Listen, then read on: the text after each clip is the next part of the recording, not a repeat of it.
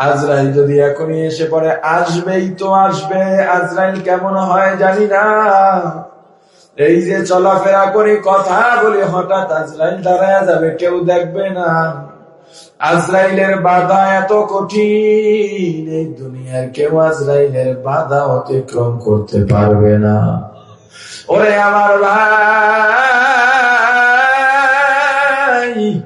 যার জবানে জিকির আছে, অনেক সময় হোঁচট খাই, ব্যথা পাই, জিকিরওয়ালা বলে ইন্না লিল্লাহ, আল্লাহ বলে ডাক দেয়। আর অনেকে দেখবেন ব্যথা পাইলেও মা ও বাবা গো বলে ডাক দেয়। যাদের জবানে জিকির, আজরাইল যখন দাঁড়াবে, আজরাইল জান কবজ করবে, আমার আল্লাহকে আল্লাহ বলে ডাক দেবে। আর আল্লাহকে ডাক দিলে মৃত্যুর সময় ওই বান্দা আল্লাহ জাহান্নামে পাঠাবেন না। মৃত্যু একদম কাছে, একটু চক্ষু বন্ধ করে ভাবো। কারো বাবা নাই, কারো মা নাই, কারো ভাই নাই, কারো বোন নাই। ওই কবরস্থানে মাঝে মাঝে যাও, কবরের পাশে দাঁড়াও, কবরের সঙ্গে কথা বলো। ওরে মাটি, ওরে কবরস্থান তোরই করবে। কত মানুষ এখন আছে, তাদের অবস্থা কি জানি না। এই কবরে যাওয়া লাগবেই লাগবে, কবরে কেমনে থাকবো? ও যুবক ভাই, আমার কলিজার ভাই, এই যে ডেঙ্গুতে কত মানুষ মারা গেল, কত যুবক।